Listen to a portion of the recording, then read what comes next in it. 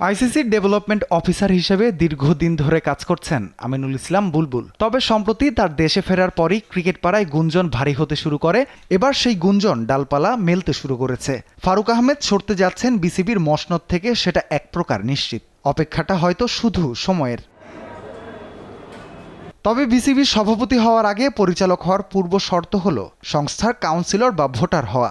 দীর্ঘদিন ধরে অস্ট্রেলিয়া প্রবাসী ও আইসিসিতে চাকুরিরত আমিনুল বাংলাদেশের কোনো ক্লাব, সংস্থা বা নানা কোটার অধীনে বিসিবির কাউন্সিলর নন যে চাইলেই তাকে বিসিবির পরিচালক করে আনা যাবে। সেক্ষেত্রে সাংবিধানিক কোনো সুযোগই নেই তার সভাপতি হওয়ার, কারণ তার আগে তাকে হতে হবে কাউন্সিলর। এর আগে দেশের রাজনৈতিক পট পরিবর্তনের পর জাতীয় ক্রীড়া পরিষদের কোটায় সভাপতি নির্বাচিত ফারুক আহমেদ সাবেক অধিনায়কের কোটায় আগে থেকেই বিসিবির কাউন্সিলর, আর তার সঙ্গী নাজমুল আবেদিন ফাহিম বাংলাদেশ জাতীয় ক্রীড়া পরিষদের কোটায় কাউন্সিলর। আর কাউন্সিলর হওয়ার কারণেই তাদের এনএসসির কোটায় বিসিবিতে পরিচালক করে আনা গেছে।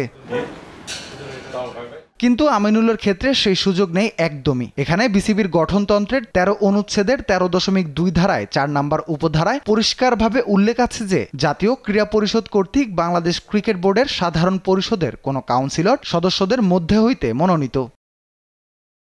তবে ইচ্ছা থাকলে উপায় হয়, ঠিক যেমনটা হয়েছিল ১০ মাস আগে। জালাল ইউনুস ও আহমেদ শারজাদুল ববির পরিবর্তে নাজমুল আবেদিন ফাহিম ও ফারুক আহমেদ পরিচালক হয়ে এসেছিলেন। ফাহিমের কাউন্সিলরশিপ না থাকায় তাকে আগের কাউন্সিলর মনোনীত করে এরপর পরিচালক বানানো হয়। আমিনুল ইসলাম বুলবুলের ক্ষেত্রে তেমনটাই হওয়ার কথা।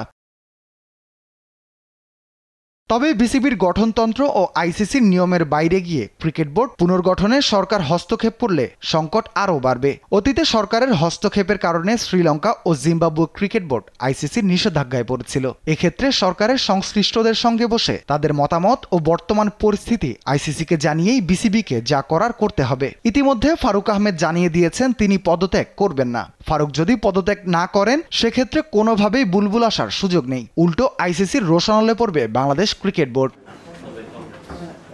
রাফিউল ইসলাম রাতুল, স্পোর্টস ডেস্ক, দেশ টিভি।